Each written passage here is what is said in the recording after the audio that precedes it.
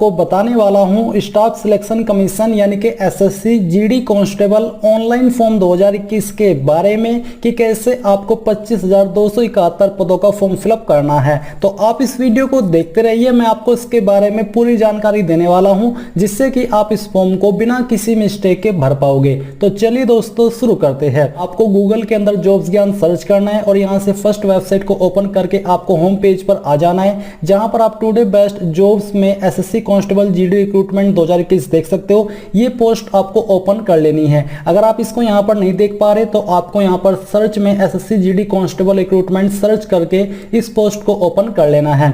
अब यहां पर दोस्तों आप देखोगे कि आपकी भर्ती 25,271 पदों पर निकाली है, जिसमें कि 10वीं पास कैंडिडेट अप्लाई कर पाएंगे। एज लिमिट आपकी 18 से 23 साल के बीच रखी गई है। आप लोग 17 जुलाई 2021 से लेकर के 31 अगस्त 2021 तक इस फॉर्म को भर सकते हैं। तो ये सब जानकारी चेक करने के बाद आपको यहां पर नीचे आना है और नीचे आकर के अप्लाई ऑनलाइन के ऊपर क्लिक करना है। इसके ऊपर क्लिक करने के बाद आपके सामने ऑफिशियल वेबसाइट आ जाएगी। अब यहां पर दोस्तों आपको अप्लाई करने से पहले मैं ये बता दूं कि अगर आपने एसएससी की वेबसाइट पर किसी भी फॉर्म में अप्लाई किया है इसके पहले, तो आपको न्यू रजिस्ट्रेशन करने की आवश्यकता नहीं है। अगर आप न्यू रजिस्ट्रेशन करोगे तो आगे चल करके ये आ जाएगा कि आपका नंबर और ईमेल आईडी ऑलरेडी रजिस्टर्ड है। तो ऐसे में आपको क्या करना है, आपको यहां पर अपना जो अकाउंट है वो रिकवर करना होगा, यानी कि जो आपका पासवर्ड आप भूले हो उसको रीसेट करना होगा। ये करने के लिए आपको फॉरगॉट पासवर्ड के ऊपर क्लिक करना है। इसके ऊपर क्लिक करने के बाद आपको अपनी परमानेंट स्टेट चूज करनी है, जो कि आपने रजिस्ट्रेशन करते समय इस्तेमाल की थी या फिर फिलअप की थी।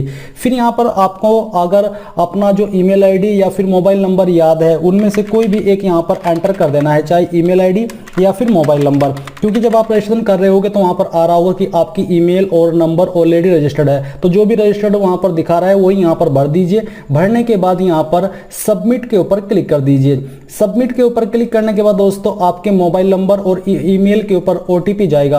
आपको उनमें से कोई एक ओटीपी यहां पर एंटर करना है। एंटर करने के बाद यहां पर आपको ये जो कैप्चा कोड दिखाई दे रहा है, कैप्चा कोड फिलअप करना है। फिलअप करने के बाद आपको सबमिट के ऊपर क्लिक करना है। सबमिट के ऊपर क्लिक करने के बाद आप यहां पर देखोगे कि आपका रजिस्ट्रेशन नंबर आपको मिल चुका है, जो कि आप यहां पर डिस्प्ले के ऊपर देख सकते हो, और साथ ही जो आपकी रजिस्टर्ड ईमेल आईडी है वो भी आपको यहां पर मालूम हो चुकी है। अब आपको यहां पर एक न्यू पासवर्ड क्रिएट कर लेना है और जो आपका पासवर्ड है उसके अंदर कैपिटल वर्ड, इंग्लिश का, small word, special word and digit होना चाहिए। मैंने एक एग्जांपल के रूप में यहां पर पासवर्ड एंटर करके आपको दिखाया है। जैसे कि मेरा नाम है ए, तो मैंने ए कैपिटल किया और बाद में स्मॉल एंड @ का इस्तेमाल करके, जो कि स्पेशल कैरेक्टर है, फिर यहां पर मैंने डिजिट का इस्तेमाल किया है। तो आपको सेम पासवर्ड यानी कि इसी टाइप का पासवर्ड यहां पर एंटर करना है, उसको दोबारा डाल करके कंफर्म करना है और कंफर्म करने के बाद आपको यहां पर सबमिट के ऊपर क्लिक कर देना है। जैसे आप सबमिट के ऊपर क्लिक करेंगे तो आपका पासवर्ड रीसेट हो जाएगा और आपको इसके संबंध में ईमेल और मैसेज भी सेंड किया जाएगा।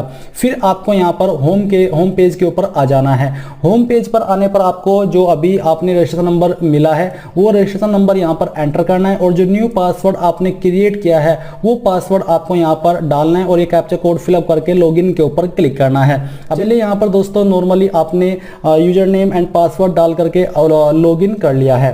लॉगिन के ऊपर क्लिक करने के बाद दोस्तों यहां पर लेटेस्ट नोटिफिकेशन में आप कांस्टेबल जीडी देख सकते हो कि आपका नोटिफिकेशन आ चुका है और अब आप इसमें अप्लाई कर सकते हो। तो अप्लाई करने के लिए आपको अप्लाई के ऊपर क्लिक करना है और अप्लाई के ऊपर क्लिक करने के बाद जो जानकारी आपने इस फॉर्म को भरते समय इस्तेमाल की थी वो जानकारी यहां पर आप देख सकते हो और कुछ जानकारी अभी आपको भरनी है। जैसे कि यहां पर आपसे पूछा कि क्या आप एक्स सर्विसमैन हो, अगर हो तो यहां पर यस कर दीजिए, नहीं तो आपको नो करना है। इसके बाद दोस्तों यहां पर आपको नीचे आना है और आपसे पूछा कि क्या जो आयु सीमा के अंदर SC ST OBC को छूट मिलती है, क्या आप वो चाहते हैं। अगर आपको छूट चाहिए, आपकी ओवर एज हो चुकी है, तो आप यहां पर यस कीजिए, नहीं तो आपको नो करना है। मैं ओवर एज हो चुका हूं मेरी DOB के अकॉर्डिंग, इसलिए मैं यहां पर यस करता हूं क्योंकि मुझे छूट चाहिए और मैं यहां पर जो OBC कैटेगरी है ये सिलेक्ट कर लेता हूं। सिलेक्ट करने के बाद दोस्तों यहां पर आपसे पूछा कि are you a national cadet corps NCC certificate holder, अगर हाँ तो यस कीजिए, नहीं तो आपको नो करना है। अगर आप यस करेंगे तो आपको NCC सर्टिफिकेट सिलेक्ट करना होगा कि आपके पास कौन सा है। प्रेफरेंसेस ऑफ एग्जामिनेशन सेंटर, तो आप यहां पर इनमें से कौन सी लोकेशन पर एग्जाम सेंटर देना रखना चाहते हो, तो यहां पर 3 प्रेफरेंसेस आप अपनी चॉइस के अकॉर्डिंग दे सकते हैं। ये देने के बाद दोस्तों यहां पर आपको नीचे पूछे कि स्टेट यूटी ऑफ डोमिसाइल, यानी कि आप कौन सी स्टेट के स्थायी निवासी है, वही स्टेट आपको सिलेक्ट कर लेनी है। वही स्टेट अब आपने दोबारा सिलेक्ट करके कंफर्म करनी होगी। डिस्ट्रिक्ट ऑफ डोमिसाइल, यानी कि आप कौन सी डिस्ट्रिक्ट के निवासी है उस स्टेट के अंदर, वो डिस्ट्रिक्ट आपको यहां से सिलेक्ट करनी है और फिर उस डिस्ट्रिक्ट को आपको दोबारा से सिलेक्ट सेलेक्ट करके यहाँ पर कंफर्म कर देना है। इसके बाद दोस्तों आपसे पूछा कि have you migrated from the state UT of your origin, यानी कि जो आपकी मेन स्टेट है जहां से आपके पास निवास प्रमाण पत्र है, क्या आप वहां से दूसरी स्टेट में शिफ्ट हुए हो? अगर हाँ तो यस कीजिए, नहीं तो आपको नो करना है। नो करने के बाद यहाँ पर दोस्तों आपसे पूछा कि whether you would like to avail the benefit of reservation from the state UT. Basically अगर आप यहाँ पर यस करते हो 20 वाले पॉइंट में, तब आपको यहाँ पर यस नो में आंसर देना है कि आप दूसरी स्टेट में जाकर के जो वहां पर रिजर्वेशन का फायदा मिलता है क्या आप वो चाहते हैं, तब आपको यस नो में आंसर करना है। इसके बाद दोस्तों यहाँ पर ये जो ऊपर ऑप्शन है ये आपके लिए एक्टिवेट नहीं है क्योंकि आप उस कैटेगरी के अंतर्गत नहीं आते। अब आपसे यहाँ पर पूछा है कि प्रेफरेंसेस ऑफ पोस्ट, तो आप कौन से ऑर्गेनाइजेशन को कितनी प्रेफरेंस देना चाहते हैं वो आपको पोस्ट डिटेल्स के ऊपर क्लिक करके पहले तो जानना है। जैसे कि अगर आप बीएसएफ को पहले नंबर पर रखना चाहते हैं तो आपको ए पहले लिखना है, और अगर आप एनआईए यहाँ पर नहीं है, एसएसबी को सेकंड प्रेफरेंस देना चाहते हैं तो आपको ए के बाद डी एंटर करना होगा। जैसे कि मैं यहाँ पर ए एंटर करता हूँ, दूसरे में यहाँ पर डी, इसके बाद जो आपकी अन्य पोस्ट डिटेल है वो भी आप यहाँ पर इस प्रकार से देख सकते हैं। तो चलिए हम यहाँ पर इसको फिलअप करते हैं। तो यहाँ पर आपको बेसिकली इस प्रकार से इन प्रेफरेंसेस को दे देना है। तो यहाँ पर दोस्तों मैंने अपनी प्रेफरेंसेस दे दी है, आपको भी यहाँ पर अपनी चॉइस के अकॉर्डिंग इन प्रेफरेंसेस को एंटर कर देना है। फिर दोस्तों यहाँ पर आपसे 24 पॉइंट में पूछा है कि हाईएस्ट एजुकेशनल क्वालिफिकेशन, आपकी हाईएस्ट एजुकेशनल क्वालिफिकेशन कौन सी है? आपको यहाँ पर वही क्वालिफिकेशन सिलेक्ट करनी है जो कि कंप्लीट हो चुकी है। अगर अभी आप कोई क्वालिफिकेशन कर रहे हैं तो आप उसको मत सिलेक्ट कीजिएगा, जो आपकी कंप्लीटेड है वही आपको सिलेक्ट करनी होगी।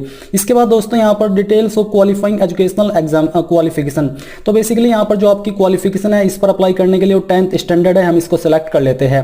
ये सिलेक्ट करने के बाद यहाँ पर आपसे स्टेटस पूछा कि आपने पास कर लिया या फिर अपीयरिंग हो, तो हम यहाँ से पास सिलेक्ट कर लेते हैं।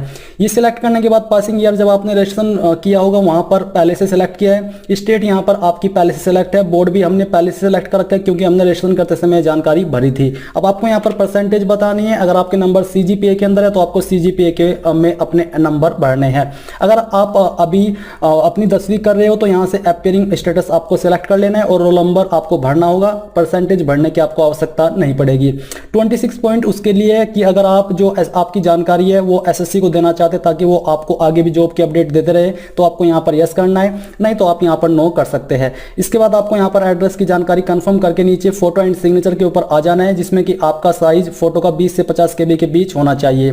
यहाँ पर दोस्तों आपके फोटो के ऊपर आपकी जो जिस डेट में आपने फोटो लिया है वो डेट होनी चाहिए। आपको बोला कि upload photo with date printed on, तो आपको चूज फाइल के ऊपर क्लिक करना है और जहां पर भी आपका फोटो है वो आपको यहाँ पर अपलोड करना है। तो चलिए हम यहाँ पर पिक्चर पर आते हैं और मैं आपको रियल फोटो यहाँ पर अपलोड करके दिखाता हूँ कि आपका फोटो कैसा होना चाहिए। मैं यहाँ से इस फोटो को सिलेक्ट करता हूँ, यहाँ से ओपन कर लेता हूँ। आपको डीओपी यानी कि डेट ऑफ प्रिंट और डेट डाल देनी है किस डेट में आपने इस फोटो को प्रिंट किया है। फिर यहाँ पर आपको सिग्नेचर अपलोड करना है जिसका साइज आपका 10 से 20 KB के बीच में होना चाहिए। इसके बाद दोस्तों यहाँ पर आपसे पूछा कि date on which photograph has been taken, यानी कि कौन सी डेट में आपने इस फोटो को लिया है या फिर जो डेट आपने फोटो के ऊपर लिखी है वो डेट आपको सिलेक्ट करनी है। वेदर द डेट मेंशन्ड, यानी कि जो डेट आपने फोटो के ऊपर लिखी है क्या वो फोटोग्राफ पर क्लियरली दिखाई दे रही है, अगर हाँ तो यस कीजिए, नहीं तो आपको नो करना है। फिर यहाँ पर आपको आई एग्री के ऊपर क्लिक करना है और आई एग्री के ऊपर क्लिक करने के बाद ये जो कैप्चा कोड यहाँ पर दिखाई दे रहा है, कैप्चा कोड फिलअप करना है। फिलअप करने के बाद आपको प्रीव्यू के ऊपर क्लिक करना है। प्रीव्यू के ऊपर क्लिक करने के बाद जितनी भी जानकारी आपने भरी है इनको एक बार वेरीफाई करने का ऑप्शन आ जाएगा। अगर आप इनमें से कोई जानकारी चेंज करना चाहते हैं, आपको लगता है तो अभी चेंज कर लीजिए नीचे एडिट मॉडिफाई के ऊपर क्लिक करके, नहीं तो श्योर होकर के सबमिट के ऊपर क्लिक करना है और यहां से आपको ओके कर देना है। ओके करने के बाद यहां पर आपका फॉर्म प्रोविजनली एक्सेप्ट हो चुका है। आपको यहां पर अभी अगर प्रिंट लेना है तो प्रिंट के ऊपर क्लिक कर दीजिए। यहां पर न्यू टैब में मैं प्रिंट ओपन कर लेता हूं। साथ ही आपसे पूछा कि क्या आप फीस अभी जमा करना चाहते हैं, तो हम यहां से यस कर देते हैं। यस के ऊपर क्लिक करने के बाद आपको पेमेंट के पेज पर ट्रांसफर किया जाएगा। उसके पहले आप यहां पर जो एप्लीकेशन फॉर्म का प्रिंट है वो आप देख लीजिए। तो यहां पर पेमेंट का पेज आ चुका है, मैं ऑनलाइन सेलेक्ट करता हूं, यहां से सबमिट के ऊपर क्लिक कर देता हूं। इसके ऊपर क्लिक करने के बाद यहां पर दोस्तों आपको बोला कि अभी इसमें कुछ प्रॉब्लम आ रही है फीस जमा करने में। आई होप कुछ टाइम बाद ये वेबसाइट सही से वर्क करने लगेगी और आप अपनी फीस को जमा कर पाएंगे। जैसे ही आप फीस को जमा कर देंगे तो आपका फॉर्म कंप्लीटली सबमिट हो जाएगा और आप यहां पर होम पेज पर आकर के फिर यहां पर गो टू डैशबोर्ड में जाकर के अपने फॉर्म का जो स्टेटस है वो स्टेटस के ऊपर क्लिक करके चेक कर सकते हैं। एंड इसी प्रकार से आप SSC constable GD online form 2021 को भर पाओगे। आई होप ये प्रोसेस आपको पसंद आया होगा। अगर आया है तो आप इस वीडियो को लाइक, शेयर और आपके अपने यूट्यूब चैनल ज्ञानदेव होस्ट को सब्सक्राइब करके बेल आइकन को ऑन कर ले। Thanks for watching. जय हिंद।